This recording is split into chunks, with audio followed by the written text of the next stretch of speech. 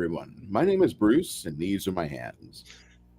With the start of tonight's episode, we are doing an aftermath discussion after last week's disastrous game that partially is our fault and maybe the fault of the GM. To hash this out and discuss the ramifications of the coveted Christmas trophy, which some gamer will be able to run, we will discuss this. Before I get everybody here, all the ducks are in a row. I'd like to say hello to our friends in the chat. Without that, it'd just be the five of us discussing things and not really getting much accomplished. Six Nation 31 King says, Evening, Bruce, panel, and chat. Will this be a constructive criticism review or full-blown roast? Not sure if I should take notes or side hustle some pitchforks and torches tonight. Ooh, side hustle? Oy vey. Probably a bit of both. Jade, I plan to offer advice on live games. Lady, oh father, you know we cannot go to bed unless we had a good beating, and Bruce and the gang are here to deliver that beating. Lady 1, evening all. Hey, Lady, how are you doing, sir? Oh, my best friend, sister from another, Mr. Janet from another planet. Our friend and confidant, Baron G-Rock, he will be here with us next week. I believe he's discussing, he's heading up the host of discussion of how not to railroad. Six Nation 31 Kings, good to see you all. Miss Janet, hi guys. Crew's always good to use. It's always good to see you guys. Philadelphia has a lot of things to answer for, lady. We'll discuss that Sunday. I love ducks. And our friend Soy Base Jeremy enters the chat. I do too, with a little orange glaze or duck is amazing meat. It is. I've had goose, but I've never had duck. I've always wanted to have goose. I was thinking about making one this year for Christmas just to be traditional, and I was looking at goose prices. I'm like, no, it would be cheaper to go visit a young lady in Vegas.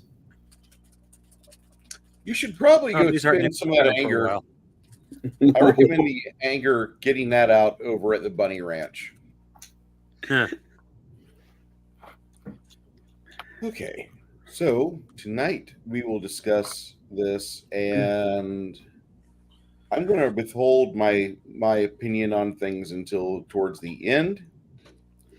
If you don't mind, who wants to go first? Do we allow Conall to step up to the plate, or do we allow him to go absolute last? What do you guys want? First.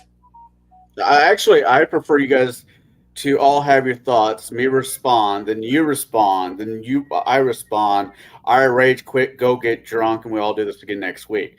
But that's what I'm thinking, because Jimmy's is open for another 5 hours. Anybody got any pasties for Janet? Ooh, Hungar's in here. Hey, Hungar. Love Janet. I can send you a recipe, says Soy Base Jeremy. All right. So, the Crafting Gamer, would I be remiss in offering you the coveted first position? That way you can concentrate afterwards on the majority of that wonderful tabletop work you do. Not at all, because first thing I like to say, I'm disappointed I didn't get to pull an Ahmed. That sounds like a you problem, not a me problem. Well, actually, if you hadn't hit me with Kona Cold, my next action was going to be prepare 2 of my bombs, 1 in each hand, maybe a third in my mouth if you'd let me, because that's all I had left, and bum rush the hag. Well, no, I wouldn't have been able to have one in my mouth because I was also going to scream, "Life is an explosion!" and blow myself up along with the hag. Pull an Ahmed. I'm not saying that's not awesome. I do feel bad. Other than Bruce's variation of Pathfinder, but making his own system, this is what your second time really even walking around in that system. Yep. Yeah. Well, other than the it going kaboom and not in the way you wanted to, what did you think overall?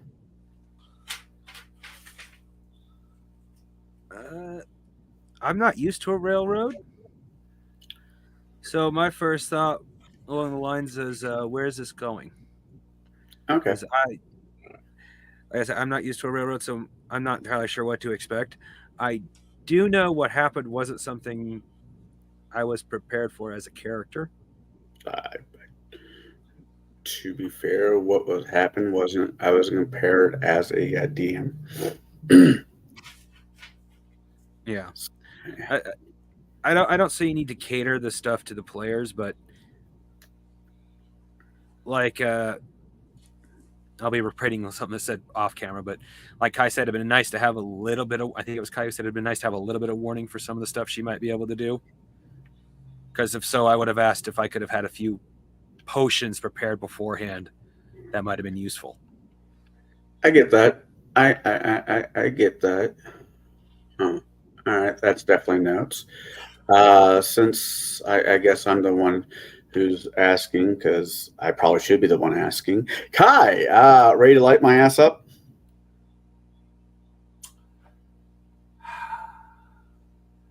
Get some burners on the brick on the grill, kids. Get the barbecue 2 sauce ready. hours. 2 hours, 7 actions. That's all I did the entire time. 1, told, don't be creative, burn your butt. I have a burn your butt, take damage. Not much. Remember, we're low level, so hit points fucking matter. We had a battle tank healer who was trying to pull 3 people's jobs duty. I was told, make whatever I wanted, so I did. I played a fun scout who does no damage. Just remember this, no damage. My most offensive ability is to smack somebody for the same damage as a dagger, once per round. And my rest of my abilities are make somebody trip, make somebody not hold weapons anymore. Do this from a distance. I am not a rogue. Please make note that bards are not rogues, as we do not have evasion. But don't worry, splash damage still hurts, even when you make half damage. And when there's no major amount of healing, and I brought along a singular healing potion because we're 5th level, and we're part of a team, and I'm not supposed to be in combat. All my abilities are about evading combat and escaping back to a social encounter. I'm a spy, a scout, not an adventuring fighter or an adventurer. I provide buffs. I was told to hold a staircase while being AoE'd multiple times from multiple directions, bombs included, and other important things. I healed a grand total of 4 points of damage the entire freaking time, and then was hit by, even if I make a saving throw, instant death. I know, I calculated. And out of nowhere, no warning. Somehow, I was not told I needed to do a DPS race. This is an MMO concept for those people who don't play MMOs or have not played them in a while. What's an MMO? Like, have you played a Moo in a while? No. What's the MMO? Right, massively multiplayer online game, a video game. This is what was called a gear check. Are you properly geared to handle the boss? Can you burn it down? I was not told that we were playing a video game, so I did not gear myself towards being a DPS machine. I will not make that mistake again in the future. I will stop playing finesse and having fun. I will make a most efficient killing machine, because I have been told killing machine is what you're supposed to be playing, not a character. I put a lot of thought into this and made a character who was interesting. I did not play a character. I played a death. I was wiped out. Why? Because I, who did my one trick I can actually do, which is strip an action away from a character. The villain who promptly took no concentration checks, no penalties, went instantly invisible, and I went, well, I can't do shit. And then I managed to smack her upside the head for 8 max damage, 8 whole points of damage, with my special ability to do an angry amount of dagger damage to somebody. A very angry amount of dagger damage.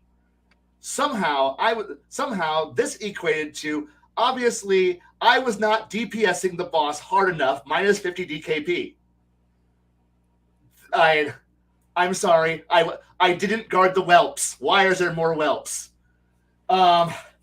Look, I got my, and then out of nowhere, the instant damage, the insto death beam, which, by the way, I had a whole total of 35 hit points when this whole thing started. When we kicked this thing off 2 sessions ago, 35 whole hit points. Then subtract from trying to be creative. My first action, which was outside combat, which was I want to jump high in the air, for my character's an acrobat and can jump high, 12-foot tall walls. I can navigate the maze by merely jumping and looking. Trying to be creative. Was told, don't walk on the walls. You are useless. Your powers of acrobatics are useless. And then got dragged to the illusionary walls. And then we got into combat. Combat was all we did. I felt utterly worthless and useless, and was expected to do terrible, terrible things while being a terrible, terrible, useless character. Which, I'm sorry, if I had been told, just play combat. Don't talk. Don't be social. Don't play an infiltrator. Don't play a spy. Play something combative. I would have not have played a bard. I probably would have just gone said I am playing an anti-tank gun launching death machine, also known as as a melee crossbow archer with a bayonet on the front. So that way it's like, I got into melee combat, stabby stab stab, and I just would have been firing bolts of I kill you for the entire game. That would have been better, but I didn't do that. I instead played fun. I was taught fun is not fun. In fact, anything you do equals death. And I had a damn high AC, almost as good as our tank. But guess what?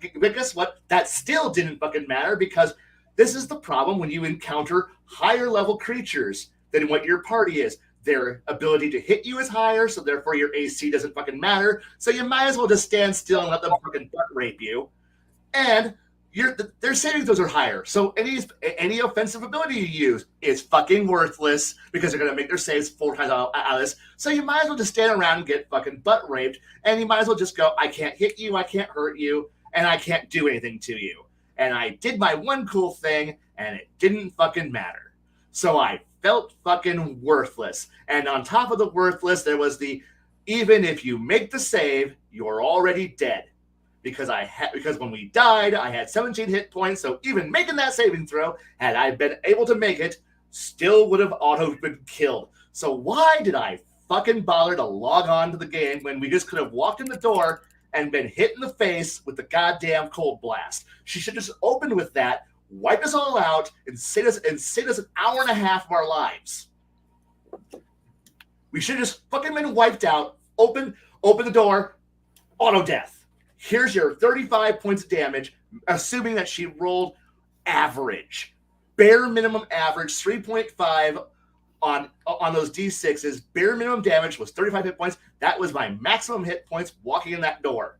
And I wasn't at max hit points. I'm like, well, I'm down a few bit, but I only have 1 healing potion, and I'm not going to have our cleric heal us back up for me being stupid walking on a wall. So I would have walked in that door, max hit points, hit us, dead.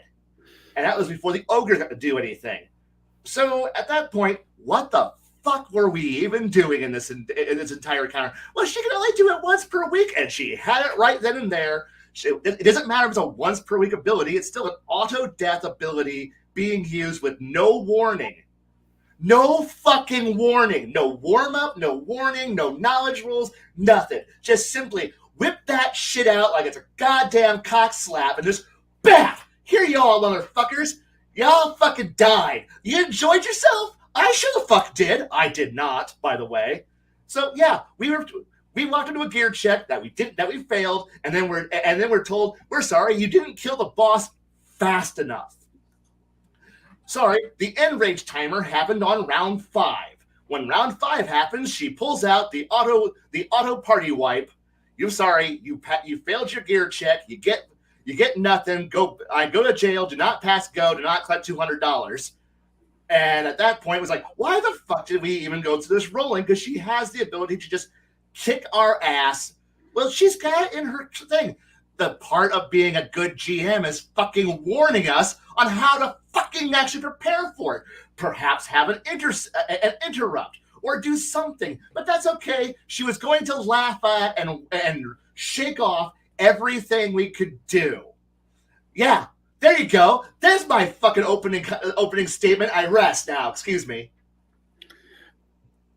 I'm in a situation where if I don't know if I should rebuke or just let that lie. I admit, Bruce or Jade. I don't know how yeah. Anyways, Go Jade? ahead, Jade, if you want to go. If I get to 4 1,000, I'll go. 1 1,000, 2 1,000, 3 1,000. All right, Conall. Do you know how much I missed my character from the first time we played? You know what he did? He was a warrior.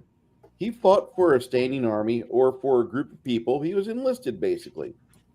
And then you gave him leave, and I spent the first 2 hours of gaming in that game sleeping. Because that's what a soldier would do when you give him a month off. Hey, we got a muster. Fuck yourself. I'm off for a month. No, it's like really important. I don't give a shit. I'll go outside, but I'm gonna wear a fucking one of these sports socks over my dicky do. And that's all you get. You need to muster. No, I don't. You need to muster. I don't care. The village needs you. Fuck the village. You guys weren't there for me. So I go muster, and I end up watching myself wade through hip-deep snow because we're in some miserable winter hell.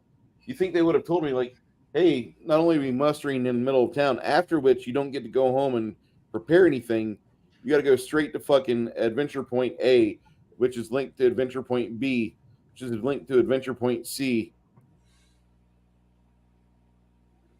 They don't do that. These people have been living their lives here in this town, playing very obstinate about shedding information. Things like, by the way, there's a winter fucking curse on this town, and anytime you're in town when there's kids here, the kids will go missing and make you and the rest of the townsfolk get up middle of the night, not do what you want to do, which is sleep and fuck your loved one, or maybe, get a healthy blowjob or receive like a quality Hummer on a cold winter evening.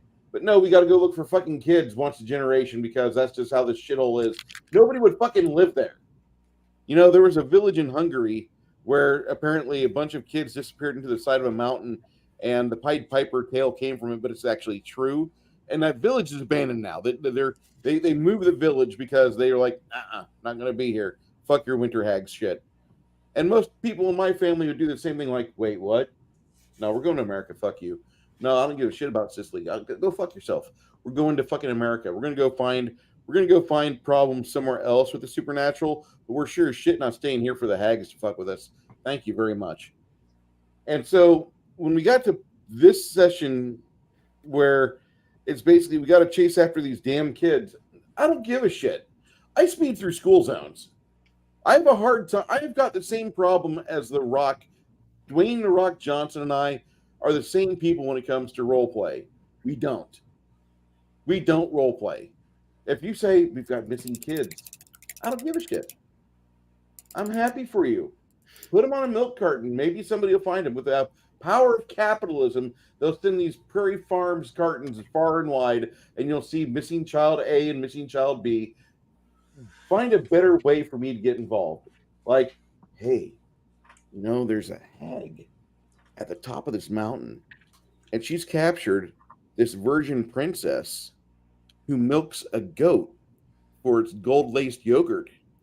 If you get this gold-laced yogurt and you take it down the side of the mountain with the freshly deflowered virgin on your penis and the goat dribbling gold down the side of the mountain because you interrupted the process, you can make some big money from your oy vey friends. Oy vey, let's go. I'm in. But no, you give me the worst fucking hook in the world. I don't give a shit about your kids. They're not mine.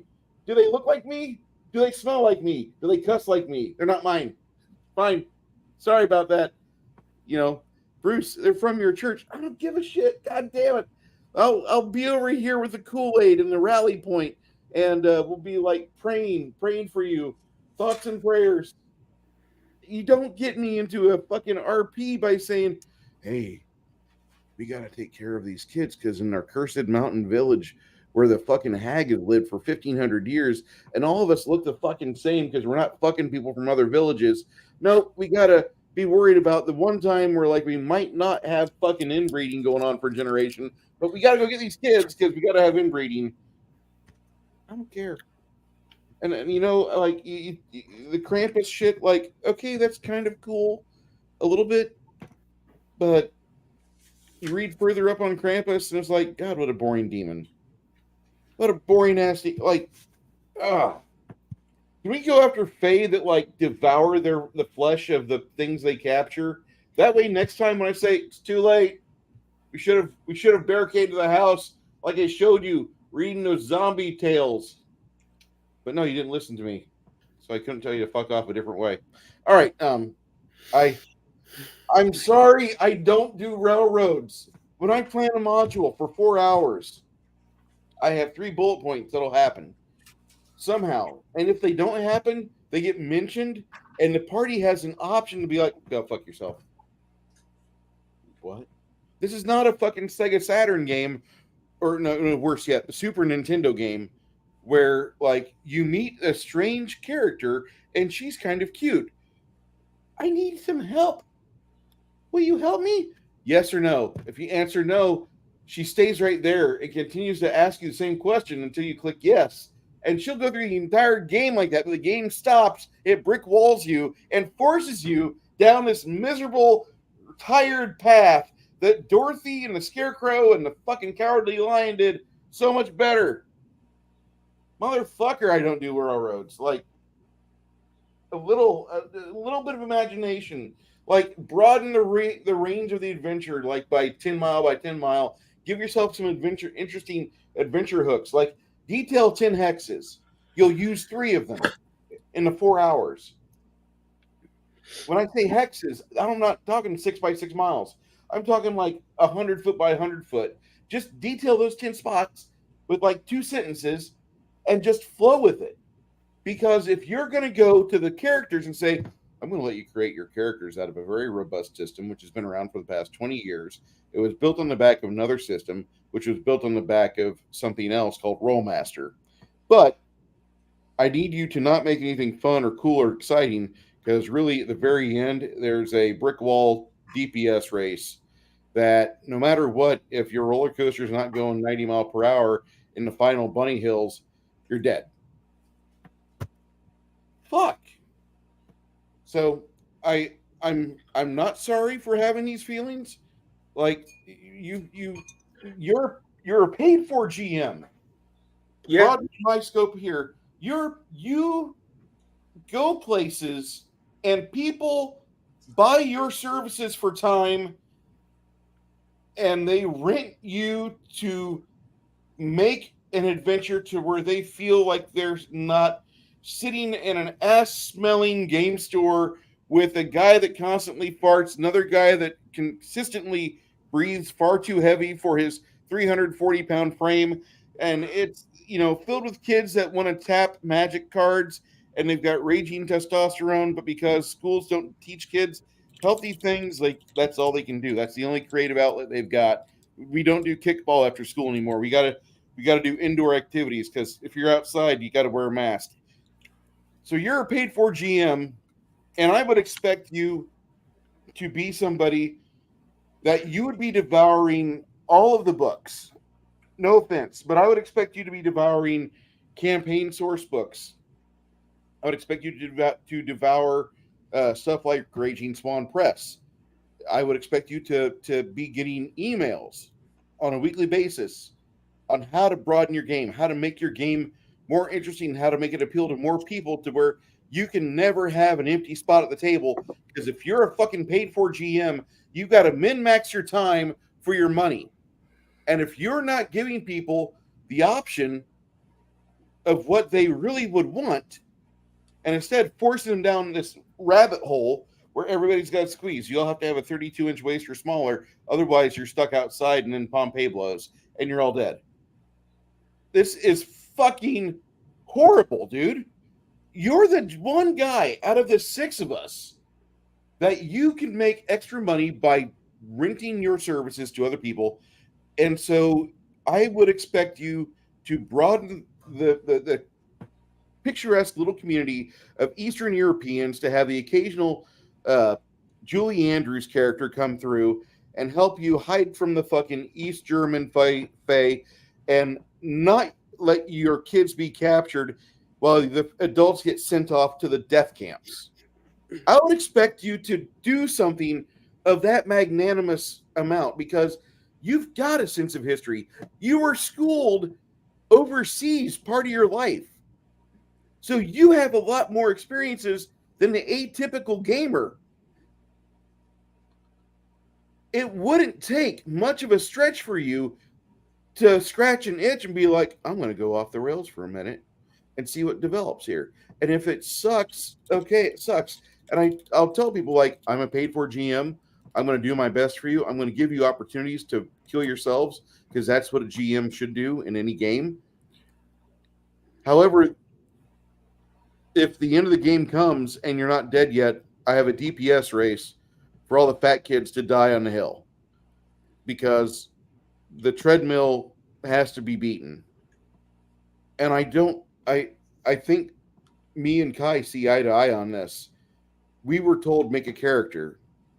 We weren't told to make the most badass, amazing character that Stan Lee would ever want in a campaign.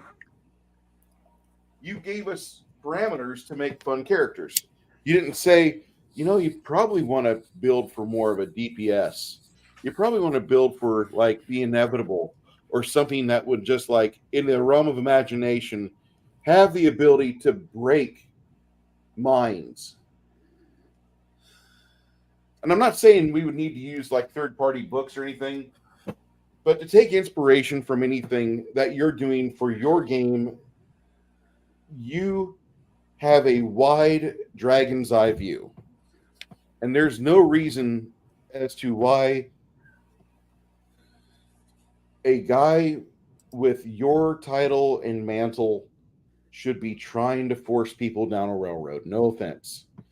If that's the type of game you're playing that people gleefully pay for because you give them the happy 320 by 200 pixelated view of their old Sega Master System games, if that's what they're paying for, you're going to get dull. You're not going to be sharp.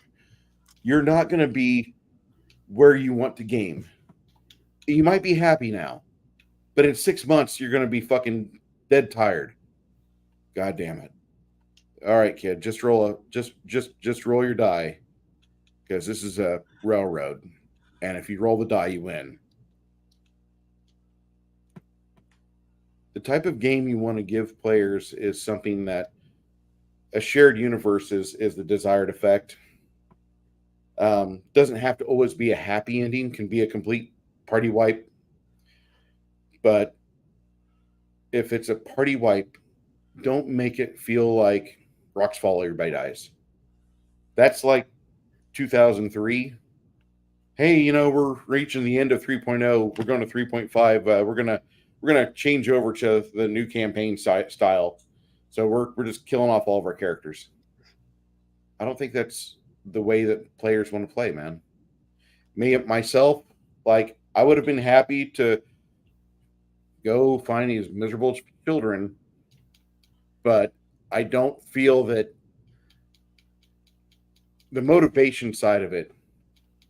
It literally felt like you were. It felt like you were running like an older, late '90s, early 2000s D&D living RPGA system module, and those are like everybody must be the round peg. If you're a square peg, get rid of your 90-degree angle. We've got to get in this circular hole. And you're a paid for GM. I need to have faith in what you do, because you are in that next generation. We need you to, one, be able to run a game that will turn into a campaign, that will turn into something that counter monkeys will talk about, that will turn into something that people will chuckle about 20 years later and do shots and be like, remember that shit? Oh my God, that was great. Having DPS races probably isn't my favorite way to go. And I don't want to do that with my game. I wouldn't want to expect anybody to have to do that with theirs. And I know that I'm just beating the hell out of this dead horse here. But as a paid GM, I would expect, just like, if the characters aren't interested in the kids, what other hexes are there for us to explore? What other adventure locations would be of use to us that you could maybe tie this adventure into? Because, yeah, within a 10-mile by 10-mile area, you might have this one miserable, icy, fake hunt tied to 7 other fucking areas. And so we might not get to her in the 4 hours, but we might kill off her fucking Kostichi fucking cleric. We might kill off some individuals that are creating resources for her, or we might just completely side with her. Fuck, hire us. We'll capture kids. We'll do this right. That's just some ideas, man. As far as my grade of this, out of 100, like, I was not feeling well anyway last week at all. Like, I'm trying to breathe and I'm like having snot. Like, I don't have any more paper towels. Oh, I get it. But like, this is a low 30s, okay, for me out of 100. Okay. And I know you can run better. I know you read a lot of railroad modules. I know you read a lot of supplements like that. And if you don't have contacts that send you adventure ideas and potential new ideas for characters, not a lot of stat blocks, but ideas. I'm gonna toss this back over to you and the crew, but I'm gonna be putting some links in the chat. Okay. Baron G Rock's like, Bruce, we don't have all the glue yet. Keep beating. Jade, you're up. Yeah, okay. So I am of a few minds on this. And I'll be changing my avatar to suit the mind that I'm in. So my first mind is me as a fellow player at the table. There were a few things on the first night that just went awry. You didn't seem to have all your material available. And we didn't have our stuff set. So I know crafting didn't have a character made. We became aware of that as we were getting into things. And I don't know, and I'll get to the advice side of this in a moment.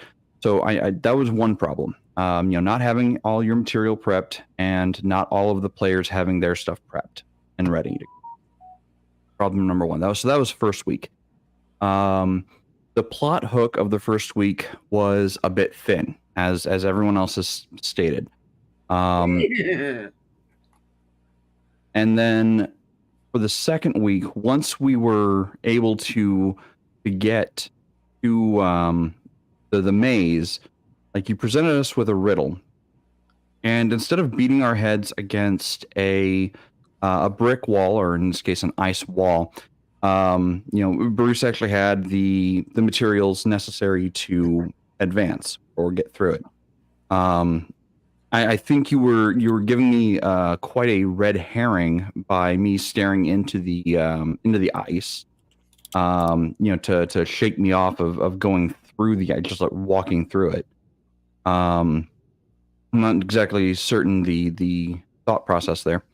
My problem with the final encounter was the mooks weren't dying fast enough.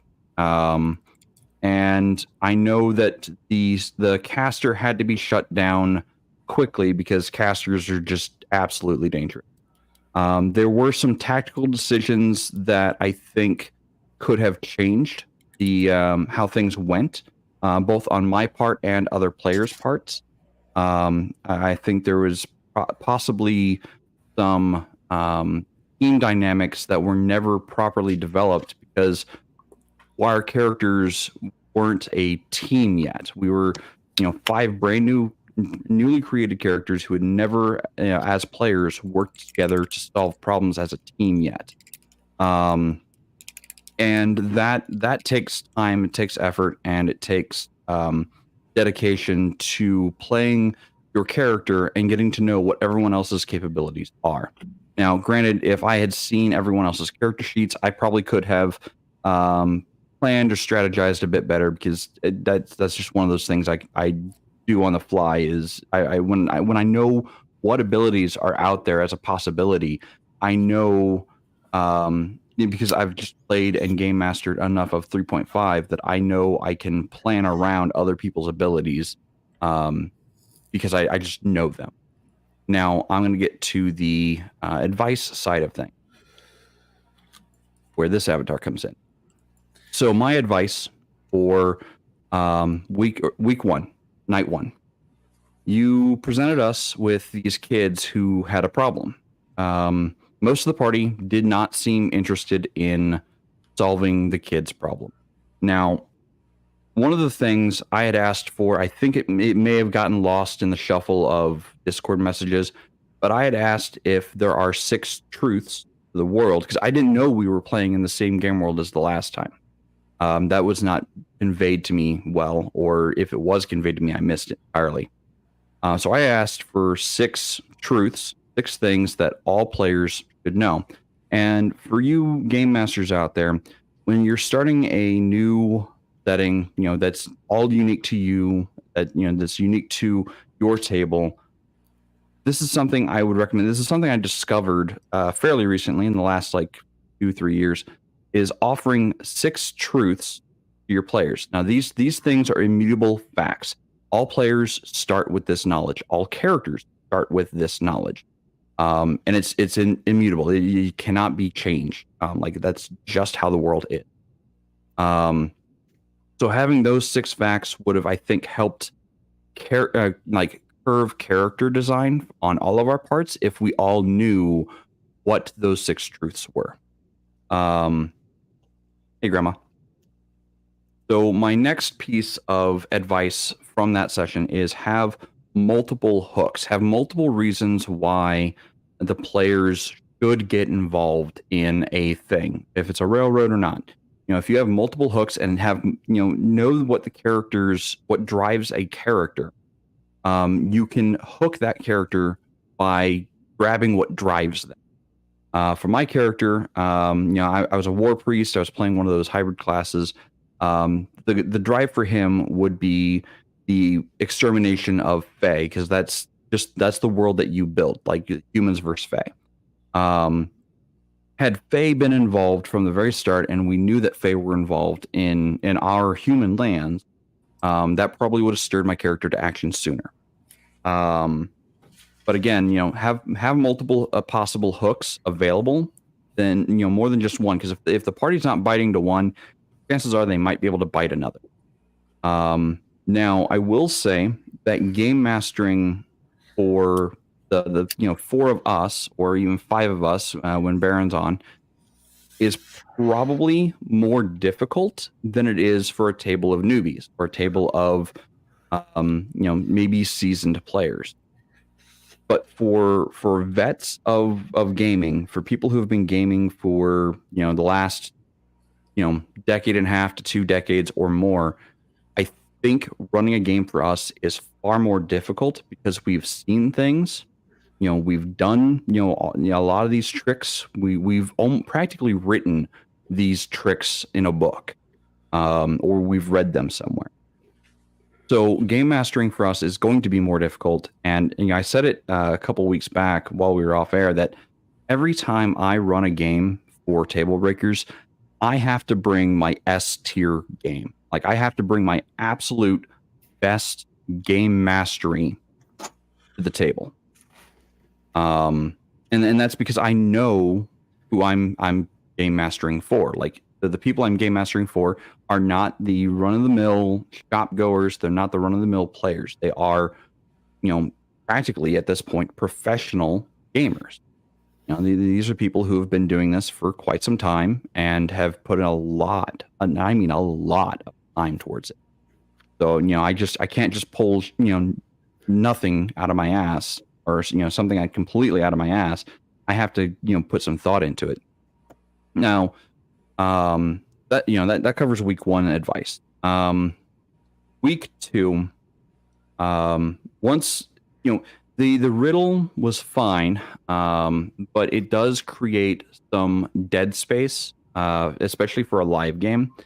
And my advice for that is maybe a little more simplistic. Now, Bruce got it apparently right away, which awesome, great for him. I don't know if you had a particular solution in mind. If you did, I would love to know it. Huh? I didn't mean to. I didn't mean to get it. It's fine that you did. Like that helped us progress forward.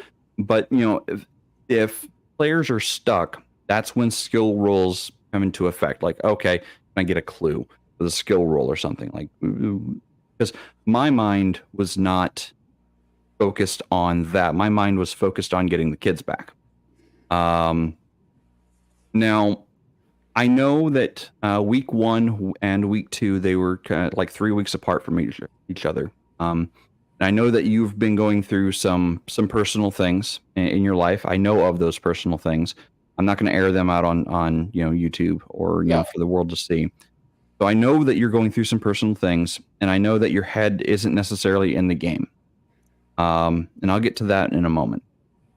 So week 2, the riddle was fine, I think. I just wasn't getting it. I wasn't there mentally. We got through that part. Awesome. We got through it actually, I think, record time. I think that one could have actually taken us a little while longer. Probably pushed it into a week 3 if we had been stuck any longer. Then we get to the hut. You did the whole riddle thing with the kid, being able to speak the riddle to get into the hut. That's fine. Once we were in the hut, the mooks probably had too many hit points in my professional opinion. Granted, they were supposed to be the meat shields for the caster. Now, the DPS race, or the as they've been calling it, the DPS check, as it's known in MMOs.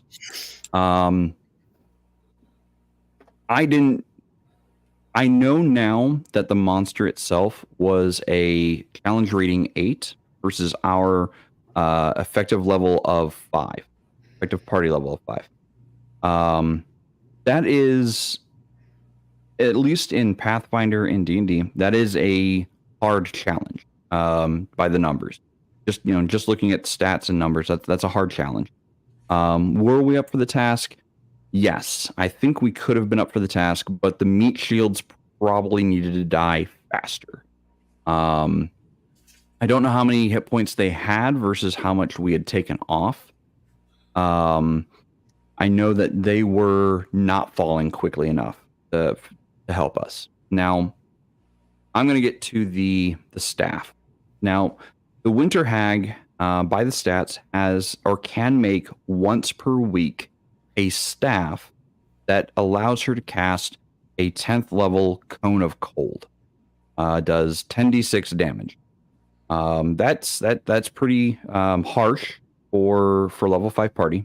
I will admit that is pretty extreme, because your average damage at that point is like 30 something, and I think I had the highest hit points maybe with 28, but I didn't roll my hit points. I took average. Had I rolled, I might have gotten better. I might have gotten worse. So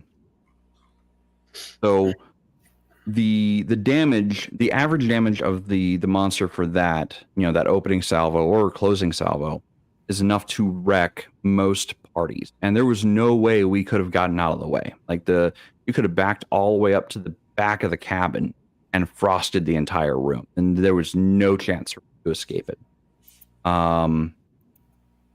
Unless maybe the cauldron was protecting somebody who was standing directly behind it, whatever that case might have been. So I think the monster was a little extreme for our level, but overall I think it could have been a challenge that we could have bested had we known about what other abilities we had in the party. I told the bard to take the staircase to prevent the hag from getting to the children. Tactically, I thought that was a sound plan. I was actually hoping that once she reappeared, that the bard would trip her again, or take away her ability to make actions on her turn, because she'd be spending the time trying to stand up again.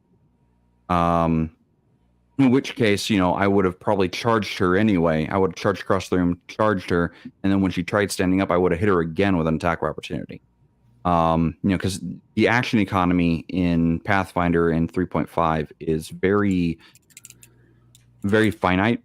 And if it's off balance or off kilter in any direction, against the PCs or for the PCs, it becomes a one-sided fight in whatever direction.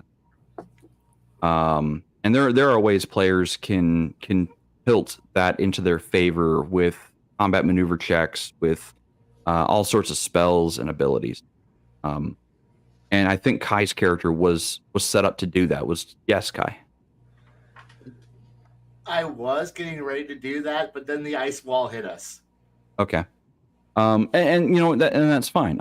Again, I think had there been maybe better communication between players before, like what everyone's abilities were, what they could possibly do, I think maybe we could have thinly squeaked out a victory, but it would have been a close thing. Yeah, I don't remember any of us ever being like, okay, guys, we got to drop back 5 and do a QB huddle and discuss some serious tactics. We probably should have done that, but I don't know if we would have been afforded that. That's kind of the feeling I'm getting here. Like, nope, you're supposed to be able to look at monster and immediately roll your knowledge check for pertaining monster and know all said items, special abilities, weaknesses.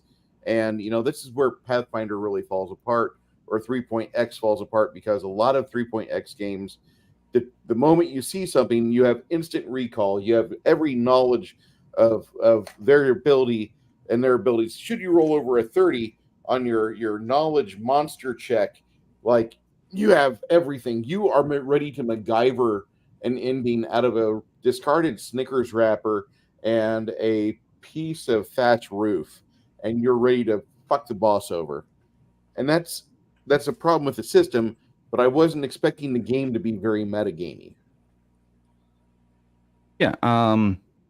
Well, I think that's the other aspect of it is I think Conall was expecting us to metagame because we know the system fairly well. At least 3 of us do.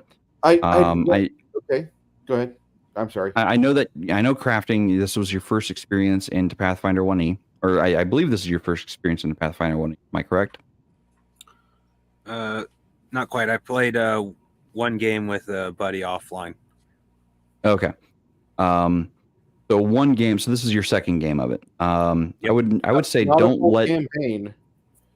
I would say don't let this experience color your perception of 3.5 or Pathfinder 1E. It's not always like that. Here, any other thoughts and my notes?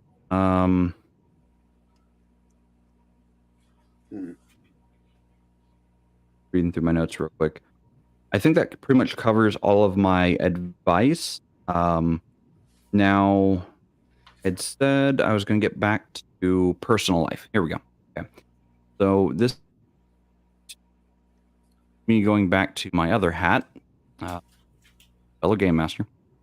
So as a fellow game master, I know you're going through some stuff. As a friend, I know you're going through some. And had you said, hey guys, the life is kicking me really, really hard in the dick right now. Can I postpone? I would have said yes. Absolutely. No question about it. Real life comes first. I would have actually encouraged you to take a back seat and let someone else come up with something for this one shot.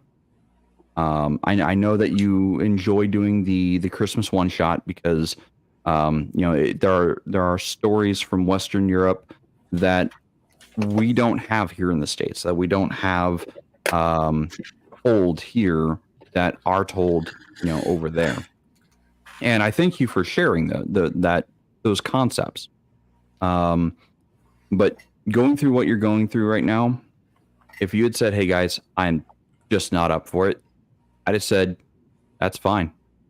Let's have have someone else either take the reins or come up with other topics to talk about. And I think you would have been better off if we either played someone else's game or if we had done topics rather than have you try to come up with something and under such constraints. Does that make sense? Yeah, I appreciate that. When it's my turn, I'll explain myself with some of these. Sure. Remarks. Up next. I am. Everybody has gone through with the stick and taking a swing. So I am going to answer some questions in chat real quick. Yes, Grandma, we did have a TPK that happened last week. The entire group got wiped. Here, just going through chat real quick. I did not optimize my actions. I can be largely at fault because I think I had a few character abilities that could have proved to be valuable, but I wasn't trying to min-max or to optimize.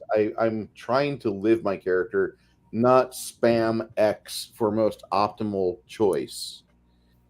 And speaking, kind of the same here, where what I built was a war priest instead of an actual cleric. I didn't build a heal bot, or a band-aid box.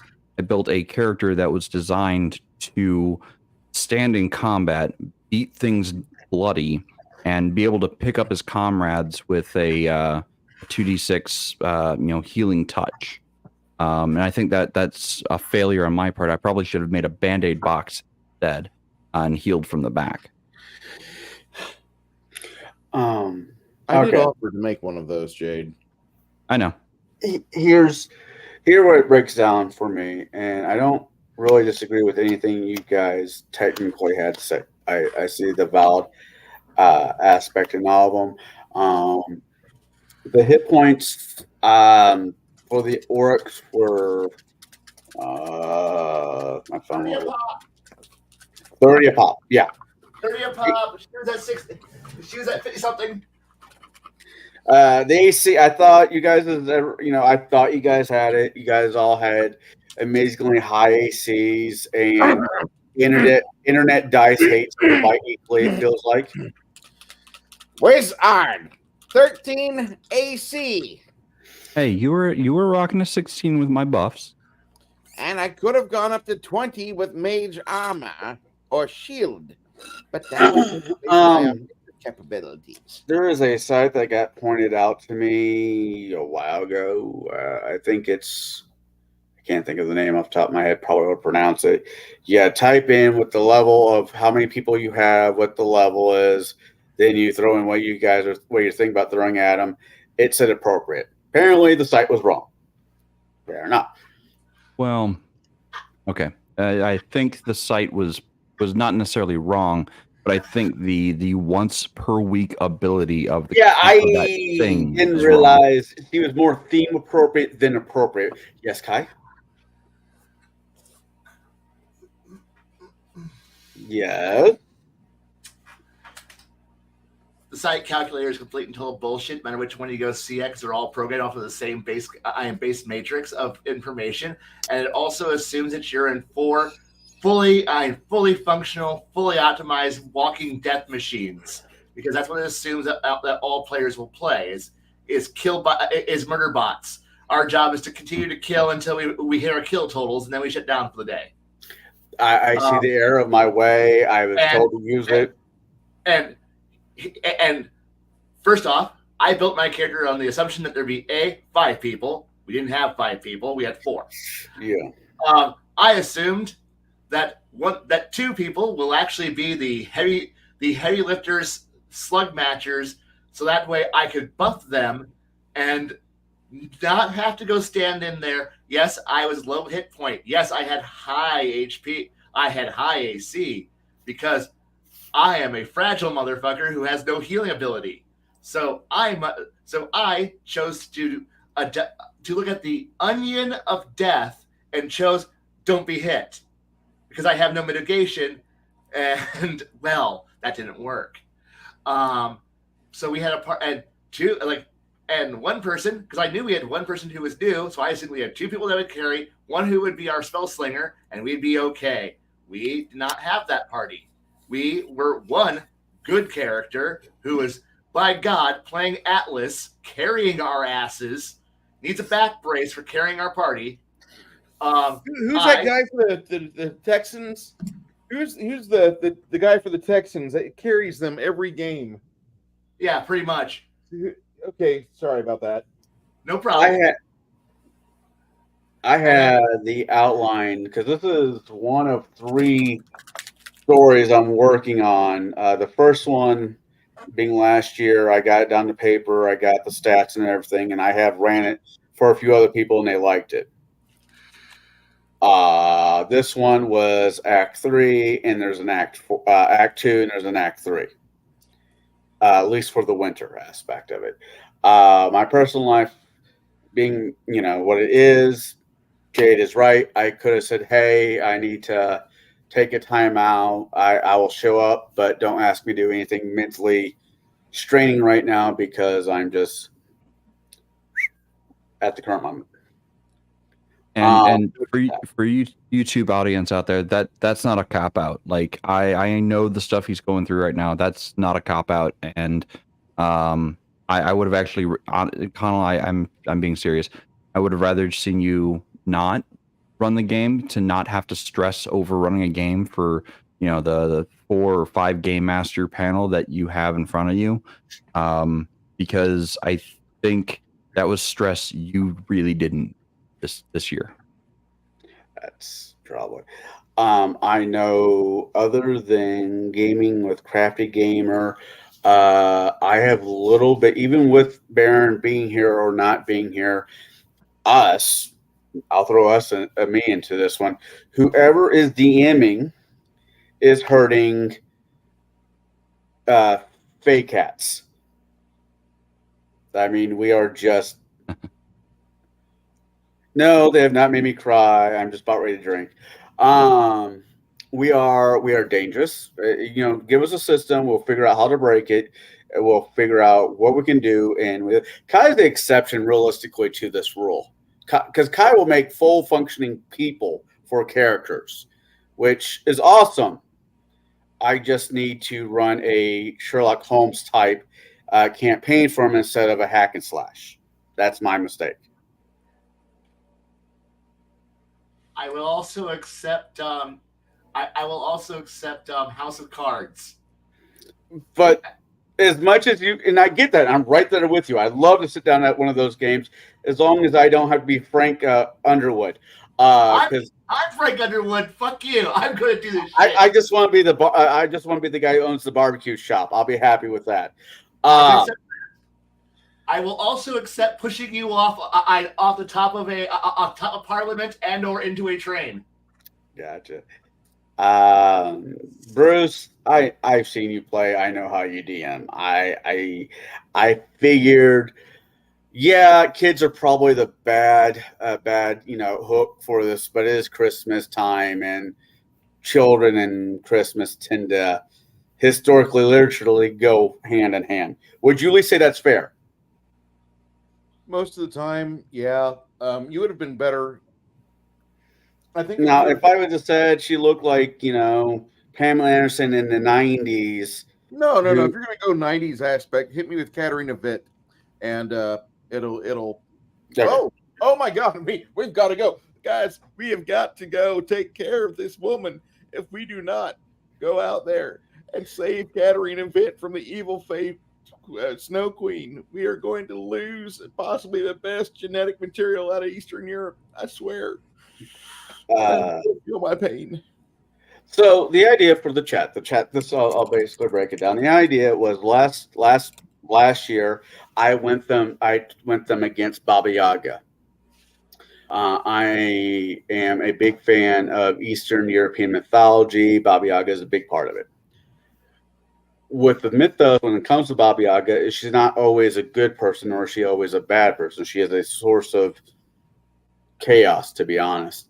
And I figured, aspects of her would come to the town, get these righteous heroes and crafty, and they'd go save the day, and they would be awarded. What I didn't count on was the math difference and bad dice rolls. I should always include bad dice rolls, but I didn't. I didn't switch my avatar. Flesh out the Winter Hag. Like I said, she was more theme appropriate than probably CR appropriate, but all hags are a pain in the ass. Now, if you don't mind, I'm going to cut in on you on this. Yeah. So, as far as what you stated, like the bad dice roll, never plan for bad dice rolls. Never plan for good dice rolls. The average dice roll of a D20 is 10.5, 11. So between 10 and 11. So count on that being the actual curve for the ability to hit things. If whatever the armor class you're setting, if you can roll on a 10 and take that 10 out of their armor class, that tells you what kind of ability someone should have to be able to hit it. Whether it's their attack bonus, their stat bonuses, whatever the combination is. That's the minimum they need to hit it on average. Now, maybe you want it to not be able to hit on average. Maybe you want it to be maybe slightly above average. Let's say 12, 13.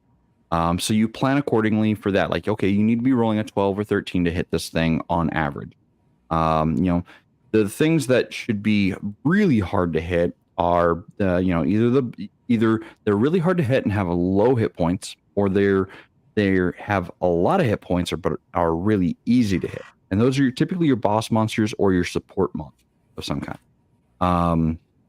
They should be the brutish tanks. Now, you kind of had that with the ogres. Like, they were not easy to hit for many of us. Now, granted, Bruce was targeting touch ACs or no AC at all because, Magic Missile does not care about any armor whatsoever. But then the other aspect about, the amount of damage output for the monster. Now, you're the game master. You are the god at the table. And when you are, when you see a stat on a monster that you're like, no, that's horseshit. That should not exist.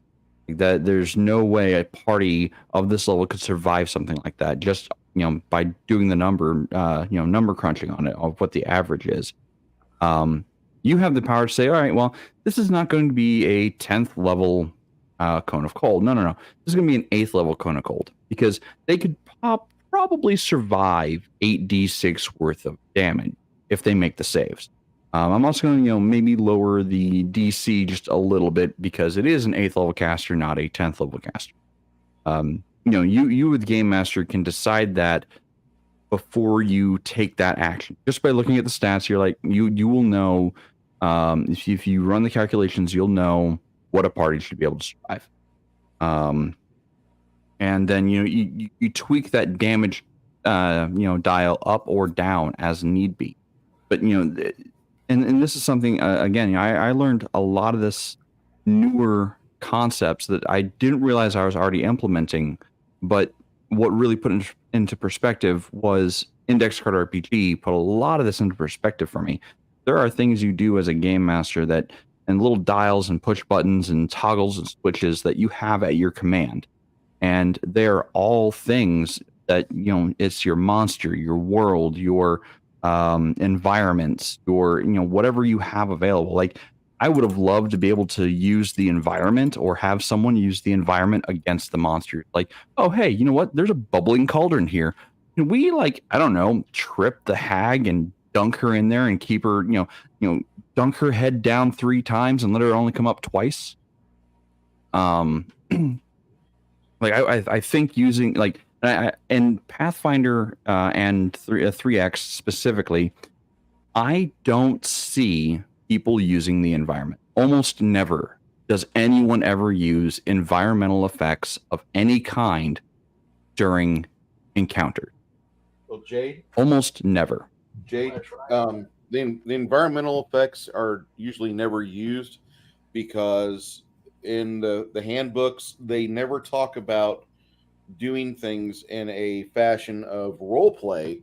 They always say, right, you want to roll above on your CMB to do this. And if you do what you're supposed to on the dice, then you'll have all the bonuses you need and you win.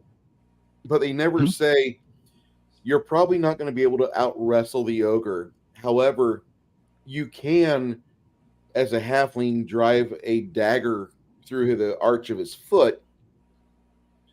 You're going to get smashed in the process, but you can definitely do that. Mm-hmm. It never says be creative and here's ways you can be creative. It just gives you mathematical problems. It's Math Finder.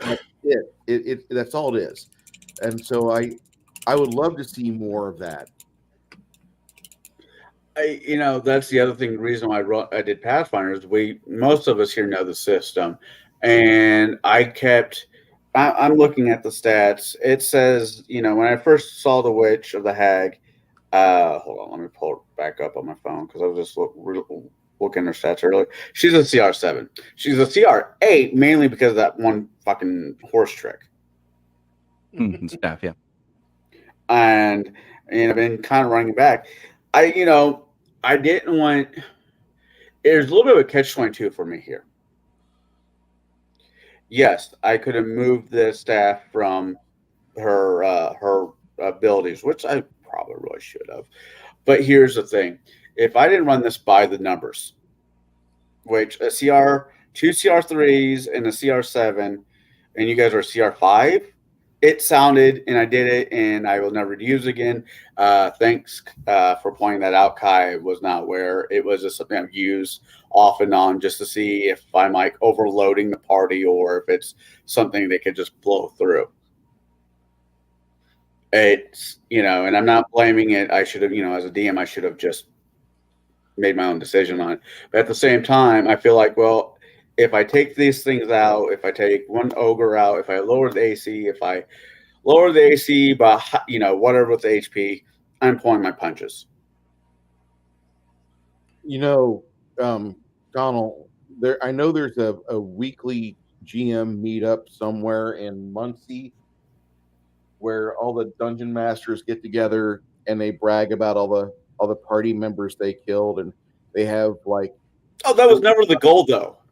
They have screenshots of people ripping up their character sheets in anger, and yeah, I know that groups like that might completely exist. I get it, and you might not look like a competent GM unless you have all of us burning our character sheets in effigy, screaming, "We will never D20 again." I get it, but This is not the group to pull your punches for, though, Bruce. You can fudge the character a bit. You don't have to go by the entry verbatim. Well, on round 6, I was going to have her use this listed Cure Serious Wounds potion after she tripped the party bard and made a small wall of the dead mage and the dead cleric. That way she had some time. She could do a quick swig and heal up 12 hit points. And then, make sure by round 15 she uses the other Cure Serious Wounds potion. And then at round 21, she cackles one last time, and then she does her Super Saiyan maneuver where she blasts the entire planet with Blizzard and never-ending fucking gold, where you're all subject to watching Disney Plus the rest of your miserable lives. And you will hate it.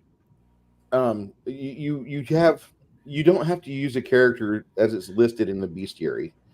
You can swap a feat out. You can trade equipment. If the theme of a game is kind of going against what statted character is, instead of using power tech, give it improved initiative so at least he gets a +4 in his initiative roll.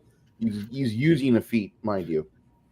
But if you're seeing something and like, oh, I have the opportunity once a week to blast people for 8 die 6 or 10 die 6 of cold damage. Hubba. If you want to do that, that's fine. It's completely all you. But I don't think that in the long run it's going to matter much unless you are having a competition of GMs at the local hogwallers. I think hogwallers would be your best option. You probably want to find that, because there are GMs that go there and they trade stories and they BS about this magnificent way of making your players feel so tiny. Your opinions don't matter. You died. You died in Undermountain. There's 14,000 graves because of you over the past 30 years. Like I said, that was never. I figured you guys, and going back to something Jade said, I thought I made it pretty obvious because I said in chat on the panel that we're going back to the Kingdom of Iskandar. I thought I did. You did. Okay, so then I just missed it is all. Right. And then, there wasn't, when I'm setting up for a game, I make sure I text my players that they got everything that they need. There was none of that. I mean, poor Crafty had his ass out, and that was partly because of, hey, throughout the week I didn't ask him what did he need, and I should have. And I talked to you, Kai, and Bruce, but in the back of my head, and Jade, I'm about ready to DM for confident people, and this is not a slam towards you. This is just me not being there. Go for it. Now, similar comment about Ira was recalling last year where we really didn't have to, we weren't optimally built and we still managed to handle I handled the problem, which was kind of fun, kind of comedic, kind of interesting. And we managed to get through it with a 5e bard, which is strum. I'm done for the day. I have no other abilities because I'm a low level bitch. And fighter with a sock on his dick. That was my armor. Yeah. So we managed to get through that with an unoptimized party. So I assumed if we were an unoptimized party, we'd still be able to have fun. That was kind of my view on it as well. I wrote in chat everything my character could do. At what point in chat where I wrote you how my spells worked, how my abilities worked, did that scream Battle Bard? What part of my coolest ability is doing an awesome backflip out a window while running away says Battle Bard? What part of Combat Wombat did I could make myself? Oh shit! I made someone angry. That guy over there did it. While I go and smoke bomb and run away. I run away going, oh shit! did not come together and say, that's a combat character. That right there. You could use whips. I had quick draw whips that I was going to use to do Indiana Jones grab onto a rafter and run away faster. I wrote that in chat. Everything I did was, do you hurt things? I annoy them. I give them a kinky rash, and then I run away going, oh shit, oh shit, oh shit. Obviously, that said, I can take on 2 ogres and a battle hag who could Kamehameha us, who could final flash us into the ground. Yep. That says I could take on the Ice Saiyan. Yeah. No, I'm sorry. I do not have the ability to do anything cool. I'm sorry. I don't have Kiko fuck yourself. I don't have that ability. Sorry. And that's the Ice Saiyan. Hold on, excuse me a second. Okay. All right. Yeah, I think. I don't know. When it's my turn again, I mean, I originally wanted to do Dragonbane. Okay, I'm back. I don't have the mental ability right now to just try to learn a new system and then trying to talk you guys through a new system. Okay, well, what I was going to say was the whole Ice Sand comment falls under the 6 truths. If I had known that this was an area where ice magic was common, or at least used in battle a decent amount, I would have said, hey, can I have some ice or cold resistant potions to go with my collection? And the answer would have been yes. It was. I'm not saying I didn't screw the goat, because I kind of did. Well, and Grandma also has a comment for you here, Conall. It says, sometimes adventures go wrong, optimized or not. There's something you would change. What would that have been? I would go back to using 5e. So you guys have Roy something to bitch about. You just want to hear me bitch. Oh, about good. 5e. You want us to run around with Nerf bats, playing around like we were a bunch of fucking LARPers. Hey, now I run around with the Nerf bat and Nerf arrows. You know what? I would at that point. I'm just gonna play a fucking warlock, and all I do is say the word Eldritch Blast, Eldritch Blast. On paper, the way I had written down, it made sense. It works, but the problem with that, any idea it doesn't, plan, it doesn't make survive first contact.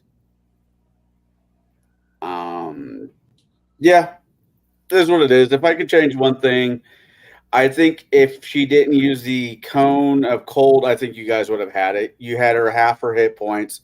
Both of the ogres were about ready to drop. You guys would have had it. I just didn't think that was going to. I didn't realize, oh shit, this is the party wipe tool. You didn't think about 10d6 on a 3.5 average roll. I see. The first time, this is where my dyslexia kicked in. I read it as a certain different numbers. Before you use an ability, read the fucking ability. I did. And then do the math of how much HP does your party have? Yeah. Man, wow. If I roll average, will I fuck everyone? Yes. Then maybe don't. There's a part of me, and this is me being playful. But it's okay to learn to lose. I'm like, shut up. There's losing. Okay, there is losing, and then there is rocks fall, all die. That even had it underlined. Yeah. No fun allowed. Auto lose. No, you're right. You're absolutely right. Well, but losing is fun when you have a chance at losing. When you don't have a chance at losing, why the fuck show up? I'm sorry, we are not the Senators. We are not Gwyneth's Globetrotters, where our entire job is to be assholes and clowns who get fucked. We are not the fucking juniors who go out there to go show off how the seniors work. We all went out there to go have some fun, and we got beaten senseless by what? By not having a fucking chance. Because at any point, that auto win, auto lose, you're fucked button. Had anybody taken any damage, that was an auto fuck you button. And anytime there's an auto fuck you button being used against your party, why the fuck are you even showing up? I don't think it was a no-win situation. I don't believe it was no-win. Okay, if we fail to save on average rolls, at minimum damage, I'm dead on just at max hit points. I'm dead on average dice rolls.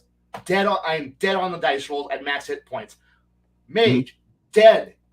Alchemist, dead. Who survives 35 hit points damage? 35. Nobody in the party would have survived it. I think there were cards in our hand that we could have played better than we did. I think some tactical decisions could have been made that may have changed the flow or how the combat played out, or that final combat. If we had played those other cards in a different way, like if we had more space to move about the room, or if we had moved about the room a little bit more, I don't think we would have been as constrained in an area where Cone of Cold could have hit everybody. Also, when special abilities are being used and then they have no effect. When the hag managed to go invisible, no problem, and then somehow managed to get up and start moving around and still do things, that felt what was I doing? I was almost positive I had to roll a concentration check to go invisible. You didn't roll on the invisibility. Oh, okay. He fell to the ground, instantly turned invisible, laughed and said, "That was a good one, Bard. You were a tricky one." That point, it tells me, okay, cool. She has an instantaneous reflex of ability that makes her go invisible, and she's able to pop back up and do something, which means I did not strip away any of her actions. She literally managed to shrug off being tripped. There was no chance at her being vulnerable and being capitalized on by our tank, which I had hoped that maybe if I tripped her, she'd be vulnerable for Jade to go and inflict maximum, to go do more damage to her, so she wouldn't be able to cast because that would be too high a concentration check. But obviously, her being able to cast and do everything while there. Then I moved. Then she walked over and then hit my high AC, which, oh god, now I'm very vulnerable because let me see here. Where's my actual totals? I had kept track of. I know the exact order of. My hit point total literally at that point was 11. I was at 15 after her melee strike. So even if I would have made that magical, very high save, I still would have died from half damage. There was literally no chance. There's like I said, there's a point where if all that you can do is instantly negated and you're auto dead, it feels like you were like, why the fuck did I show up? What was it do? Do more damage? Trip her up? Try to do more things to her? Disarm people, which is what I was trying to do. Oh no, I'm not doing anything. It felt bad. I don't mind losing. In fact, I like losing when it feels like I've earned it. But if all I'm here is to do a job, if I'm just jobbing this fight, if I'm just here to show up to make the star wrestler look good that night, fuck no. I'm not here for that shit. I'm not here to get spanked on television and then going, "You did a good job. Good job, guy, for losing with dignity." Fuck no. If I have no chance, I don't want to try. I would have liked to have had a chance to get the fuck out, to possibly go, "This is way over my fucking pay grade. Excuse me, I'm a scout. I'm going to run back to town and call the army like I'm supposed to do." But I didn't. Well, and Grandma brings up a good point too. There are some things that are auto death, even in the older game system, especially with no way for characters to survive. So retreat as an option, I think a retreat was on the table once we discovered what we were up against. But I don't know, because we had 5 rounds of combat inside the hut. and I don't think I don't know. There are things that I played out in my mind that I think if things had played differently, or if our dice had been less cold, har har, I think things would have been vastly different. Me especially like first week, second week, not rolling above an 8 typically, like that was a problem. When I'm trying to roll in combat and I can't get above an 8 as the main frontline fighter, that is a huge problem.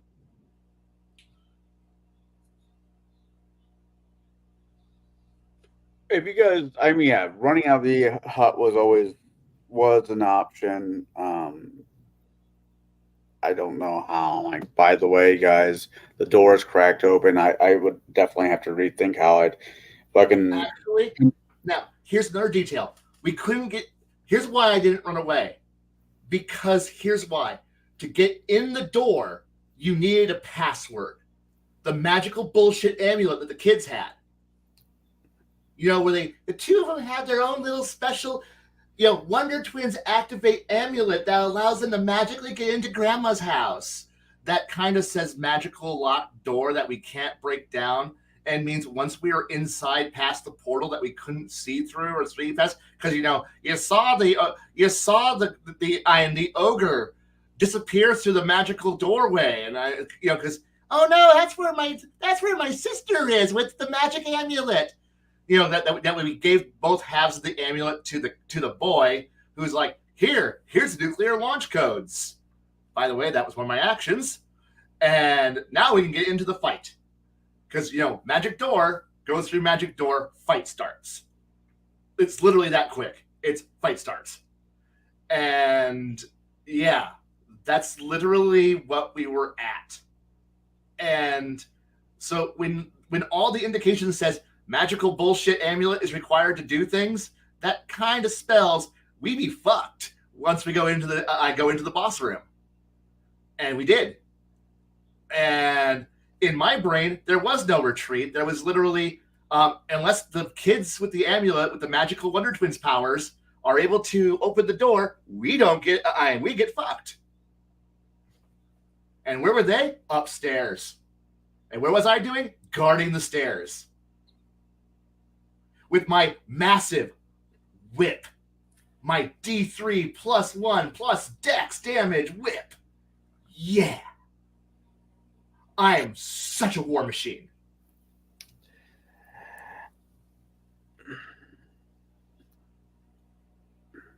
Excuse me while I go solo a CR4 monster, which I can't. I'm going to answer yet another question from RPG Grandma. No, we did not have any hirelings. We were level 5 Pathfinder 1E rules, so we didn't have access to the leadership feat. Now, could we have had hirelings? Maybe. I mean, I probably could have had an acolyte with like an acolyte cleric to help with heals. But it wasn't something I think we were thinking about at the time. Now, as far as the children, I don't remember how old you said they were. 10, 11. Right? Okay, so that means they should have been squires. Like they should have had squire robes. They should have had squire rank of some kind. And the fact that we didn't recognize the children, because based on your world, the whatever the Iskandar or whatever it is, whatever. Based on the last time we played in your rule set or your setting, all children of like age 10 are inducted into military training as flyers or runners or whatever. We should have been able to recognize the children as members of someone's unit immediately. The fact that we didn't means they're not children from our side of the world or our side of the portal. Yep, papers, please. Yeah. So, you know, I should have leaned into that. I should have. Yep, And world we were ordered to consistency is a die. thing. Well, I had most of my notes are written down. All my notes are written down for this, and I didn't realize. Yeah, yep. This was just a mental fuck up on my part. Yeah. God. So, if to re-answer Grandma RPG, Grandma Gwen's completely somebody else. Yes, I think you guys would have had a better chance if the Ice Hag did not have the staff. Everything else was, I think, that was the main. I think realistically, that was the as Sean Connery once said, a bridge too far. So yeah, it's good to know. I'll remember that for next time. And I've been told the committee has got together. I will not be able to do a Christmas story again. That's all right. There are other holidays in Eastern European that I can manifest nightmares from. I want to see you tackle St. Patrick's Day. Yeah. Traditional Irish St. Patty's Day? Them Darby O'Gill and little people. I could do St. Patty's Day. But Grandma has yet another question, by the way, for you, Conall. Devil's in the detail, not make it a note of it and get back. Yeah, and then grow. Yeah. It wasn't supposed to be. I wanted to keep it where it wasn't just something you guys can just walk through. Ha ha, we're big bad heroes. But at the same time, I didn't want that. And I think the simple solution to all this was she doesn't get that spell or that supernatural ability. You guys had her over halfway done. The ogres were about ready to drop. By the numbers, you guys should have had it. And that spell was just, like I said, bridge too far.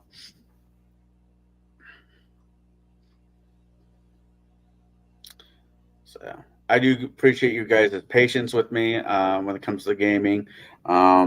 Next time, I think I don't like making you guys as characters. I really don't like doing that, but I think that would just be easier. It would be more fitting for the world so when we do these one shots, and this is something I do for shop games and what I did for Free RPG Day back in the summer, it's better to have pre-generated characters for a one shot because they are designed and optimized for that one shot. You also have maybe like one or two examples of how to use abilities or the tactics they employ with some of the other people or some of the other characters that are involved. If Samwise is on the battlefield with Frodo, Frodo, gains a +1 confidence bonus to, overcoming fear and whatever the case might be. Such a smart ass comment to that. I'm just letting it be. But no, I'm just giving an example. I know that's fair. I'm like, because Samai will be too busy whining about his fucking pony that he has let go to give anybody a fucking bonus. Sorry, I have issues with those books. But no, I agree with you. I agree with what you just said. Yeah. And most of the games I run are 4 hours, not 2 hours. So me rushing things didn't help. All right. Well, that's the other thing is, the pre-generated characters, again, they're designed for the world that you're running. There's no question involved from the player side of things. Like, hey, does this work? Does it not work? What you're expecting. And yeah, it puts a little more, focus on game master and more effort on the game master to come up with that material. But I think it's kind of a necessary thing for one shot, to games.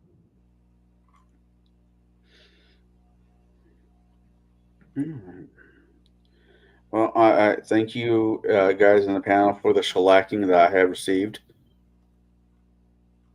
My ass is now slick enough that I should be able to do risky business, not on my socks, but on my ass. As I'm listening to, I mean, we're in trouble what by we're saying. No, I get what you're saying, and I agree to it. There's aspects of it I don't, but as a whole, I do agree. I think you guys had it. I think for the 95% of it you guys had, that 5% tends to be the fucking game killer, which I fucking didn't realize it was going to be that bad. I mean, you have a couple choices here. You can take what happened and learn from it, or you can take what happened and choose to write it off and not improve, or to just stay the same, stay the course, or you can take what happened and just chalk it up to really shitty luck. No, I'm going to take what you guys said and learn from it. That's the best option. That is legitimately the best option to do. And I will rewatch the videos. And the puzzle to the maze was basically walk through the maze with your eyes closed because only you know the true way. That was the fucking answer. I'm like, well, that's a crappy answer. Okay. I mean, it isn't a answer. I don't think I would have ever gotten there. Bruce had the best option. Bruce got the best brass ring when it came to that situation. It's like years ago with Scott and that was a death lantern or whatever the hell he used for the puzzle you had. Anyways, no, it's aggravating. I'm not aggravated at you guys, and I'm sorry that you're aggravated with me. But I'm aggravated with just the way it turned out.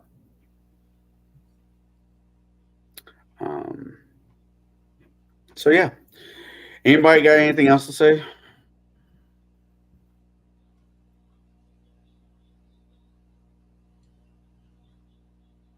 Oh, I think we've beaten the tar out of you quite a bit. Overall, Conall, we all have all messed up, and we have had some mistakes taken. Yeah, I get that. I'll openly admit that I've had games that fell flat in the first 10 minutes, and then I wasn't able to salvage it. Like I've had those days.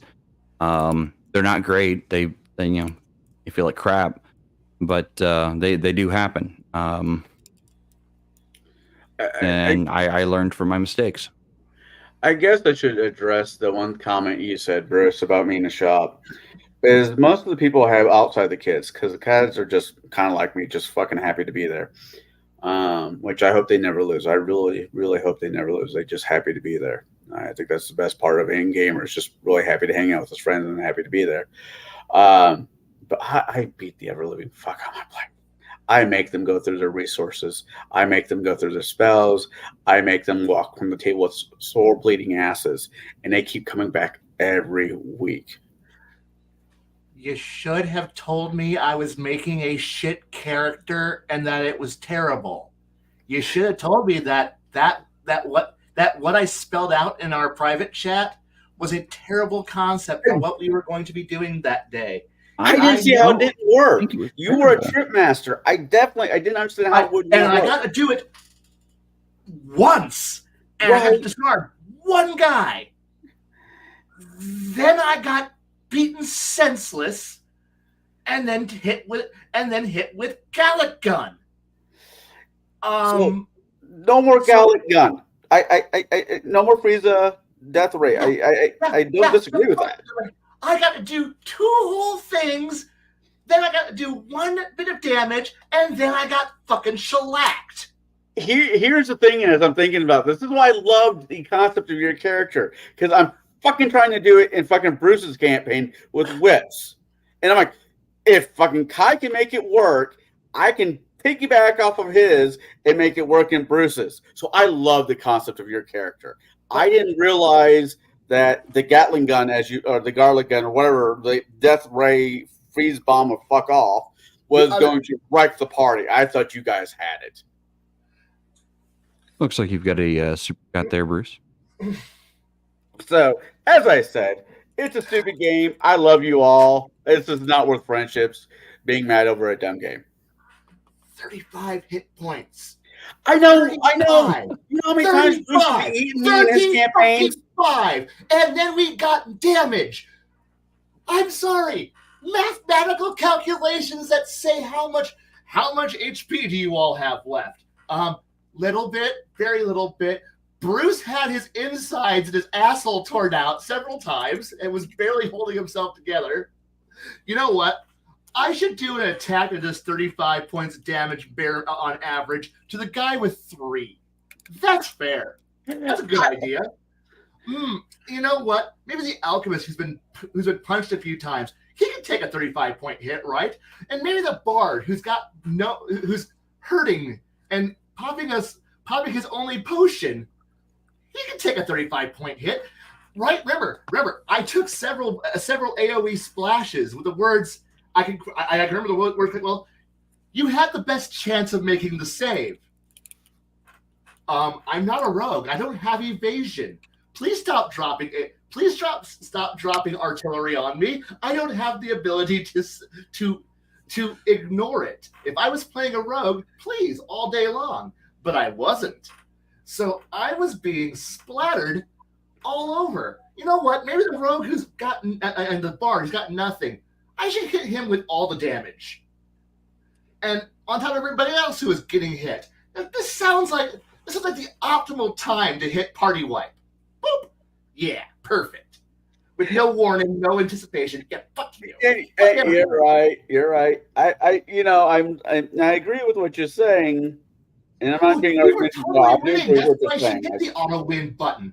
Man, it makes us feel like we've actually, we're on deck. We can fight this one out and possibly maybe be able to win this one. And auto kill. So good. So good. Wow. Yeah. But there was no pies. No, we got fucking worse. All right. I'm sorry. All we got was so did you enjoy beating me up? Yes. Time for second form. Oh shit.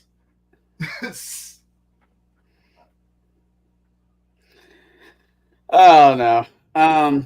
I really want to flesh out this world more, and unfortunately, I think you guys are going to be my guinea pigs. I had a couple good ideas today that I want to try later on. Oh no! Next campaign, I'm just going to play a bulldozer. I'm just going to literally bulldoze over every encounter. And when I see a small child, I'm going to say, "Papers, please." I'm from the woods. Blam, blam, blam, blam, blam. Inquisitor bullet to the forehead, and go, no, no, no. There are if you are from the woods, you are an enemy. Dead. Just moving on. I'm sorry.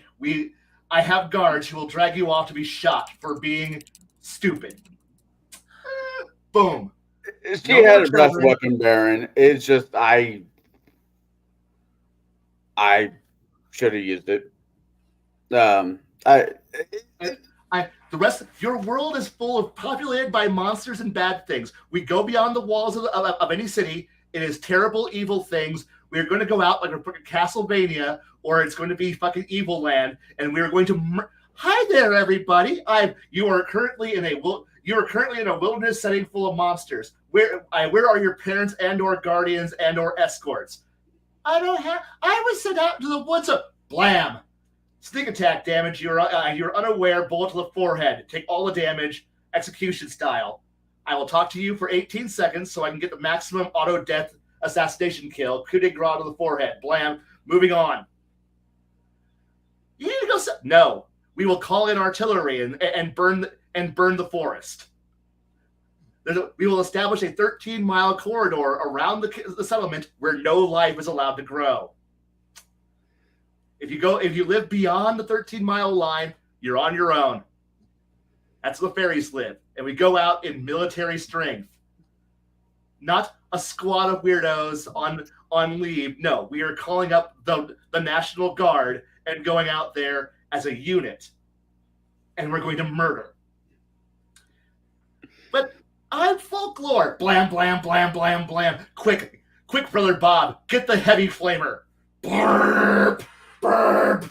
And we're just going there needs to be a distinction made there, though, Kai. This isn't Warhammer 40K. Oh no! I mean, granted, he is setting up for a Warhammer 40K scenario. I'm going to pick the wizard up and go, "This is the heavy flamer," and like start casting. just burning hands the whole environment. Because so far that's what we've encountered. Everywhere we go is full of literally fairies and weirdos, and things are terrifying. I've now learned my lesson. I'm not going to play anything fun, cool, finesse, or elegant.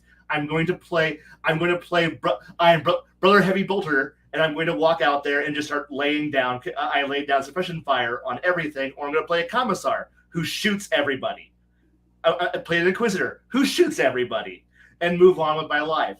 Because obviously this world is full of, if children are freaking drafted into the military, and we're all raised to be part of the Astra Militarum, I'm going to go out there and act like we're part of the Astra Militarum. And anybody who goes, I live out in the woods, you are obviously conspiring with the enemy. Kill. I was about to say, there is no I in team, but there are 5 eyes, and I don't care how big the room is, fireball. Right. And it's like, and at that point, we also question anybody who comes into town. What town are you from? I am Papers, please. I'm a traveling pie merchant and/or clown and/or entertainer. Papers, where are you from? Do you have at least 4 forms of verification of where you came from and who can vouch for you? I lost it. Blam, blam, blam, blam, blam, blam, blam. Bury him in the ditch. And we're just going to march our way through. And we're just going to march our way through the world. I can't highlight the comment, but lady, thank you for the super chat. It reads, I think Bruce has stepped away, so I'll just read it out loud. Bruce, the next time you're around Conall, buy him a drink. On me after he is after this, he's earned it. He's taken it in good stride. After time, I'm sure he will redeem himself.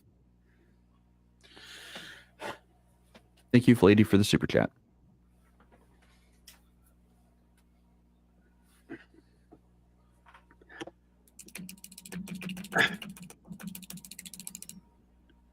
Yeah, I don't know. I'm not saying I disagree with you guys. I'm gonna have to try to run this for a couple other people and see what the variations, where the variations are, how I can make this work. And instead, having 2-hour time limit, I think 4 hours is a magic word. Well, I mean, really, you do have 4 hours to get this done. Well, 2 nights would be 8 hours instead 4 hours per night. Yeah, escalating critical. Yeah, I used the die roller on the ICVTT thing, and I personally hate electronic dice because they're fair, yes, because everyone rolled a 4 right after 5 people rolled a 4, random my ass.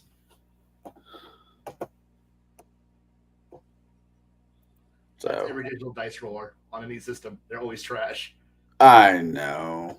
It is what it is scenario. Well, these guys will have me run again. I will make characters. I will learn from my mistakes. I'll make new mistakes, but I will learn from my old ones. I do believe either Bruce or Baron is the next person to run game. Baron is next, I believe. I think he's doing a Stargate. Oh, yes, Stargate SG-1. I think that's based on the 5e. Oh, my 5. Yeah, it's 5e. It runs on the 5e engine. A lot of I was things at the currently run local. on 5e. I was at the local game shop today. Not the one I work at, but the other one, Pathfinder. Not a Pathfinder. Just for fun, and they had Doctor Who RPG books and the old Jean-Claude Van Damme Universal Soldier book. I'm like, I want to buy this for Kai because to go with us, heavy metal, GI Joe, No, mashup. not if it's not by Renegade Games E20. I don't want it. I don't want some has-been. I don't want an RPG based off of a has-been movie that really was forgotten pretty easily and pretty quickly. Oh, Universal Soldier was amazing. But note, nothing was done with it. No sequels, Four no movies, series, no sequels. no nothing. It was a movie that happened. There was sequels. There were? There Yeah. were One, and it wasn't even that good. No, Don't get me there wrong, was like I like four. Universal Soldier, but still, what? There was like 4 of them, and Oh, Van well, Damme I came only back know for one. one or two. That's about 3 more than there should have been. I'm not disagreeing, but I'm just saying, yeah, there were sequels. I'm sorry. I'm sorry. I'm not sorry. I haven't watched them because it was an okay, Mad Maxy feeling, generic, forgettable popcorn shoot 'em up, bang bang sci-fi movie. Yes, I'm not saying you're wrong. It did have potential for like a modern RPG setting. It did have that potential, but man, the sequel films just killed You it. come back, you die, you come back. You know, you're part somewhat human, mainly programmed. I mean, there are better variants of that film out there. It can be turned into a steampunk. That's not really a unique concept anymore because a lot of films have done that, or a lot of TV shows have also done that concept. I mean, there is potential there, but we got 8 minutes left. Bruce, you want to get a hold of this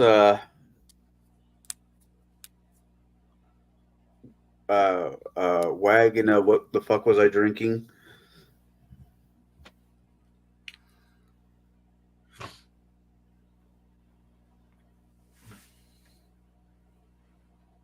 Bruce was swallowed by the void. I think Bruce has left the building. If you hear a flush, you know why. Oh, if I make a lot of 40K references as of late, I've been listening to a lot of the lore. Mm-hmm. Here's the thing. That lore's on you. I would absolutely love to go into like Celtic mythology, start running more into that. It's just Christmas and like one other holiday just screams Eastern European funness. I mean, if you want to get more into, sorry, go ahead. No, go ahead. Oh, actually, the reason why I've been saying I want to run Christmas next year is because I actually already have a Christmas scenario that's not Eastern European, and I think it. If there's no pies, I don't want to go. Well, technically, what I would run would be because the idea I had would be out of rifts. Yeah. So pies would definitely be a possibility. I mean, pies were originally invented as a way to get rid of leftovers.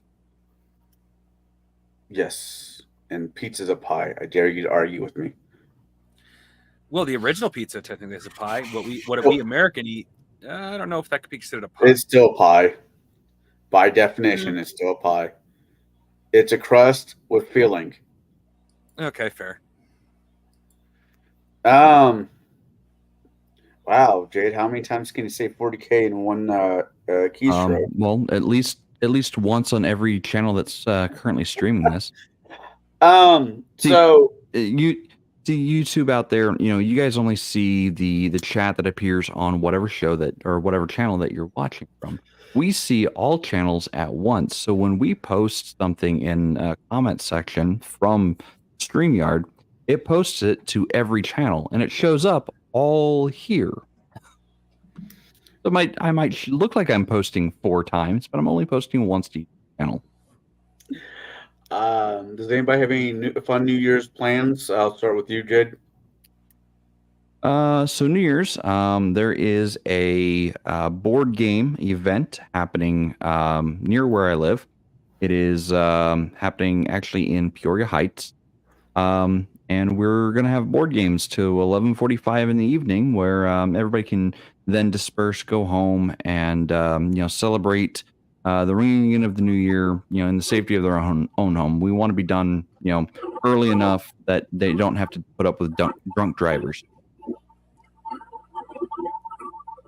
All right. Bruce took his microphone into the shitter with him. And drop Well, it he in the toilet. wasn't answering, so I popped in and started doing the back end of highlighting stuff. So I was like, yeah, we're done beating the hell out of him. It's all right. Welcome back, Baron. Hey. It's all right. Although I did, as a way to say I'm sorry to Kai in a private chat, I said that's fine. I just don't make my character in your game president day of the I won't do Well- that to you. Although I will say something positive is going to come out of what happened the past 2 weeks, and I'm going to say this not as being facetious or anything else. I'm being 100% honest. That he actually gave a really good idea because I needed one more idea for a filler before my game. So, and he actually was able to give it to me. And next week we're going to be talking about railroading, how it's not the way to GM. So it is. It is a way. Well, it is not the way. You cannot sit there and go, "This is the way." No, it is not. No, it's just a way. Yes. So, but we're going to be talking about the negative sides of that, which I don't think a lot of people think about in their games when they're running it. They may, it's usually after the fact where they're going, crap, I shouldn't have done that. So we're going to actually be looking at that. And I think we've got some very good questions with that. And, our good buddy Bear giving you a hug, Conall. I'm sure he'll deny ever doing that later. So take it while you can. But no, on the serious note, I think that it will definitely help. There's a time to do it and a time not to do it, and being able to have that distinction, I think, is going to be very good. So that's what we're talking about tomorrow. I've been extremely busy the past. Oh yeah, next week. Yeah, my brain is fried right now. I've been doing nothing but uploading stuff to Spotify for as the older episodes of this. I'm uploading them actually to Spotify. I started out with doing it as just audio only, and then I realized that when we get to the Let's Plays, that is like going to hurt it the worst. So it's going to be Spotify video, yeah. Yeah. So yeah, it's going to have the video. So I started doing basically all the videos. So yeah, that is going to be coming through to the Spotify network and then going out through Google. I think it's basically everywhere except I think the only one I have to set up is Apple. I haven't quite got that one in there yet because you have to do some weird things. But Spotify, Amazon, all of the major outlets, it automatically pushes it all through to. So right now, I think I have up to number 51, and this here is 106. So I'm a little over halfway done. To the release dates that I have is through because the first this week and next week I did a release every day, and then I started to go Monday, Wednesday, and Friday because in that way I figure it'll put enough stuff out there to being able to that would actually help with it a little bit. So, but right now I think we're out to the first part of February.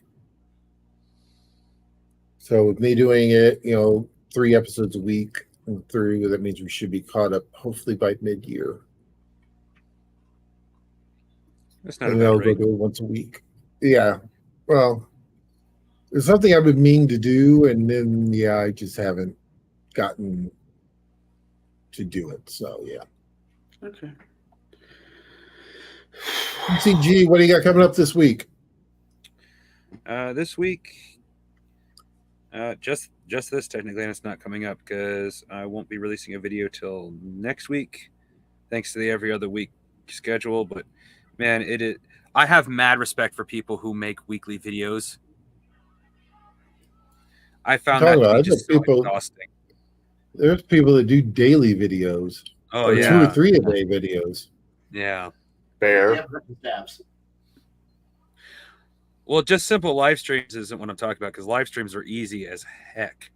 Well, That depends. Yes, Compared no. to editing every single, have you ever edited every single one of your videos, Conall? no, I've not edited. I don't- But I've also had a panel of what the fuck was I thinking when you all bastards on that makes sometimes you make the show difficult.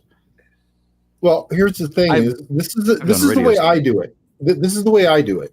Oh, I'll record it, and then if I know I didn't screw up, or what I'll do is I'll put like hand signals up. That way, when I'm editing, I know I cut from just before that till just after that. Done. That if I have to cut something out. But it literally, I rarely edit except to put my bumper and then the end on. That's it. The intro and the end on, and then I just do it and then upload it. There are definitely my- editing tricks. We can talk about that yeah. post scene and off camera. Yeah. So, Kai, what are you doing this week? Surviving it. Is this Saturday Yeah. a Kai's Musing? Is it? It is. Yes. It is. Well, shit, I'll sleep. Wait, is it New Year's Eve? No. Yeah. No, it's- day before No, New Year's. day before New Year's Eve. So yeah, it'd be New Year's Eve. Well, But yeah, so we'll have a Kai's Musings. So make sure you check that out on Bruce's channel. Coming up here on And guys. Saturday. And Kai will be broadcasting out there too. yeah. He'll have to do it himself because I don't have. I'm not linked into that anymore. I can't set that up anymore. Well, shit.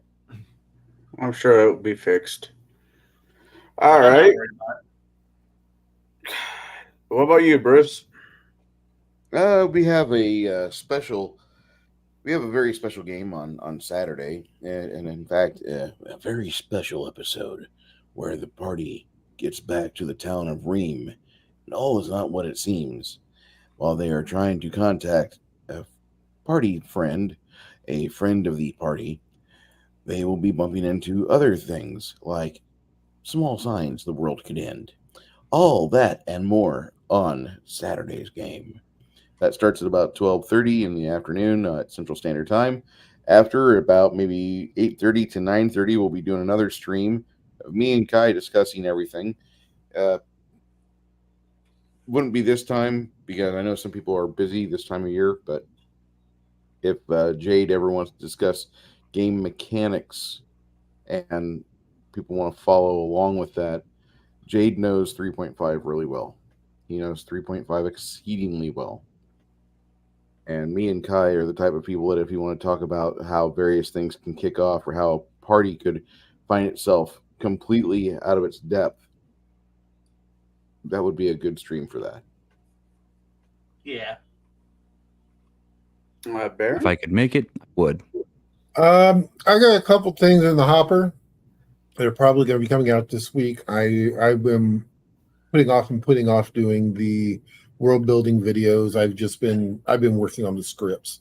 That's been the biggest thing because when I'm doing something like this, like the world building, I want it to be right. I want it to be the correct presentation, everything else. So I've been writing, rewriting, probably getting in my own head, yeah.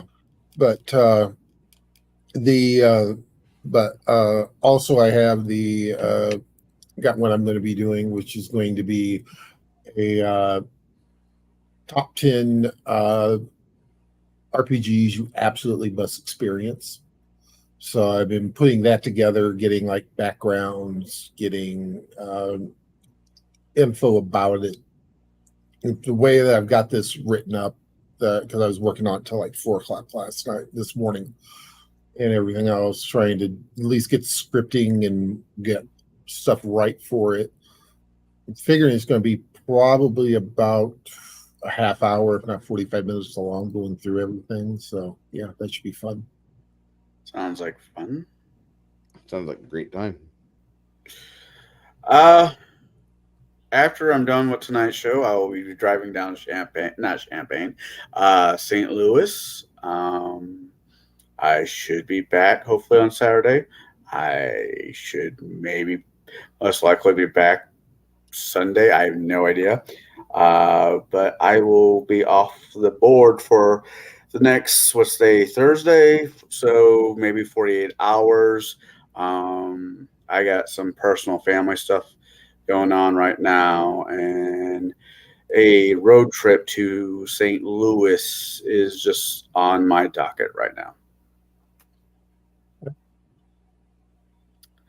So if I do anything on Sunday, it's basically just going to be talking about this coming year's on Sunday movie, which will be nothing but sci-fi movies. How do we want to approach this?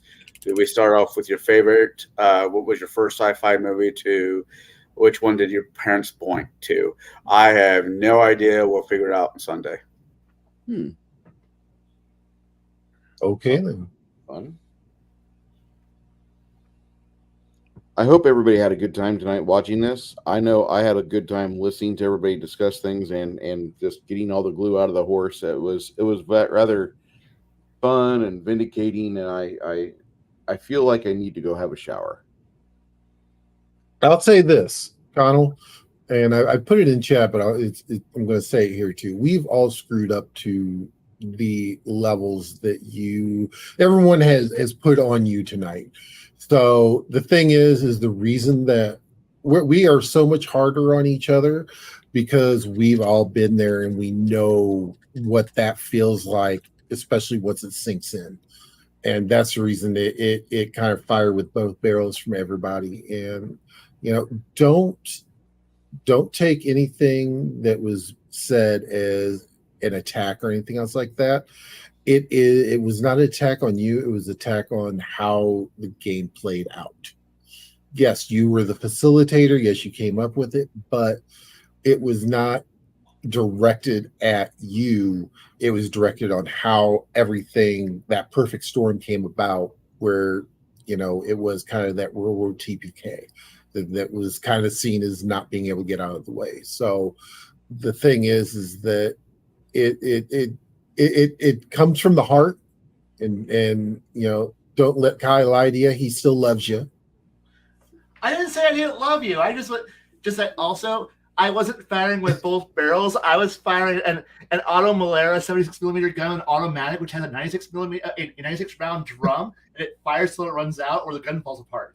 I was firing that whiskey. Well, I mean, I hope that you take some of the comments that I had. We wouldn't give critiques and advice if we didn't want to see you do better. We would just remain silent. Mm-hmm. So take the things that were said, and I hope even you out there in YouTube are able to glean some useful tidbits from our critiques of Conall and how he ran the game for your own games, for your own tables, and even as players, be able to take to heart what we said and bring it to your own tables wherever they. Yeah, I could agree with that. Anybody have anything they want to finish up with, or maybe do one last final sweeping maneuver on the corpse? You know what? I think like Melissa said, we beat this horse to death. And Connell, why don't you take us home? Everybody out there, this coming weekend is New Year's Eve. I want everybody out there to be safe and not do anything incredibly stupid. A little bit of stupid's okay, nothing incredibly stupid. I want you all to come back next Thursday where we will talk about how railroading is not the best trick in your bag of tricks. With that being said, much love and respect to some of you. The rest of you, go choke on a candy cane. Peace. Before we go, I want to go back to this real quick. You didn't have to do this for us, Flady. Next time I'm around Conall, I'll definitely buy him a drink on this, as he's earned it. He took everything in good stride tonight, which he did, and I'm pretty certain he will redeem himself. I'd like to say thank you to the two contributors for tonight on the back end sort of things, Mr. LDG, the free the net. He gave away 20 more subscriptions to the memberships, which you didn't have to do that, and you don't have to do that. Your friendship is really great. I wish we talked more. I wish I knew where you were going to chat wise. Who you're going to follow next? Because I love it when he's in chat. He's just fun to be with. He's a good panelist. LDG, free the net. And if you ever do want to play, sir, let me know. I'll be there, happy to try to do something. We might do something over the weekend because it'll be a 3-day. Also, Mr. Flady, with that $20 contribution there, I was busy painting and just didn't even see that. Scrolled it right on by it. Didn't have to do that. Would like to say that you guys are fantastic, and I don't know what I could say much more than this is going to be an interesting year, 2024 coming up. I'll be doing some new projects. Some of you saw Lost that I picked up earlier in the month. This is a neat little dragon that Reaper does. We'll get him started. And then the other item finally tonight came in, and I didn't mean to zoom in on myself, but No, I did that.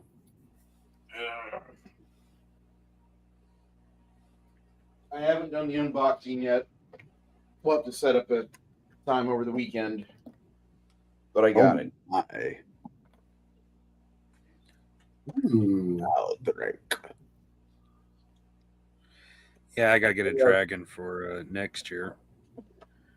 They have Apparently, sorry. 800 of these available through the website. So if you have an FLGS, Maljacar is purchasable, multi-part, and I really hope that the work you see on screen here inspires somebody to get in touch with their hobbies and do something fun. I hope we encourage you guys, those of you that like this sort of thing. I really hope you guys pick up a hobby that benefits you. This is one of my favorite things to do is be involved with this. And I can't say anything else. I mean, I appreciate what you guys have done for me. You didn't have to do the contributions. You didn't have to do that. The memberships are there. If anybody here doesn't have a membership and you want to be a member, are there any member things going on right now? We're going to be figuring that out over the next month. I'll be doing some actual member streams on Sunday mornings, and I'll be trying to get another day set up as well. I'll shut up about member stuff because that's one person out of 6. Thank you. Thank you so much, guys. Chat, members, panelists. Have a happy and amazing new year if you're not going to be here until the start of January or till after the start of January. And I didn't mean to steal Connell's thunder there, but I had to give some thank yous. Seriously, sir. Thank you. Have a good night. Bye, everybody. Night. Don't get lost.